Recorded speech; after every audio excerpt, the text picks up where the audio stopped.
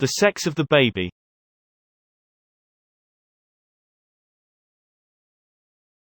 Until fairly recently, it was thought that a baby's sex was determined by the mother's cells. Or at least, it was believed that the sex was determined by the male and female cells together. But, we are given different information in the Qur'an, where it is stated that masculinity or femininity is created out of a drop of sperm which has been ejected.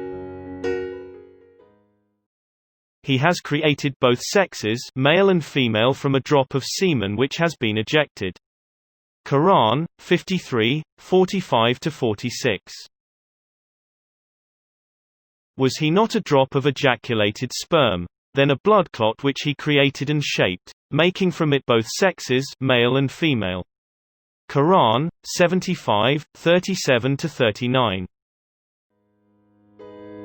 The developing disciplines of genetics and molecular biology have scientifically validated the accuracy of this information given by the Qur'an. It is now understood that sex is determined by the sperm cells from the male, and that the female has no role in this process. Chromosomes are the main elements in determining sex. 2 of the 46 chromosomes that determine the structure of a human being are identified as the sex chromosomes. These 2 chromosomes are called XY in males and XX in females, because the shapes of the chromosomes resemble these letters. The Y chromosome carries the genes that code for masculinity, while the X chromosome carries the genes that code for femininity.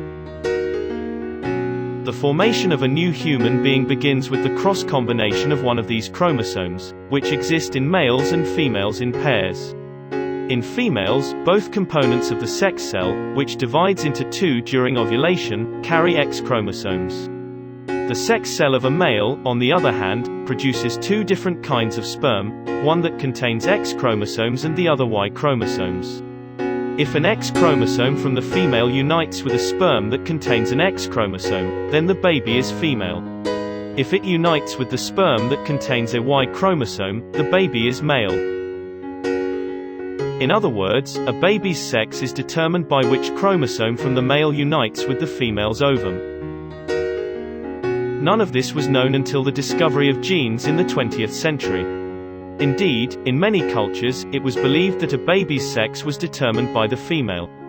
That was why women were blamed when they gave birth to girls.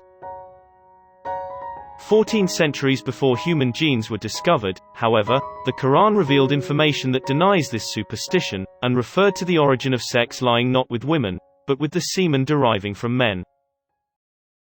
Bismillahir-Rahmanir-Rahim. Was he not a drop of ejaculated sperm, then a blood clot which he created and shaped, making from it both sexes, male and female?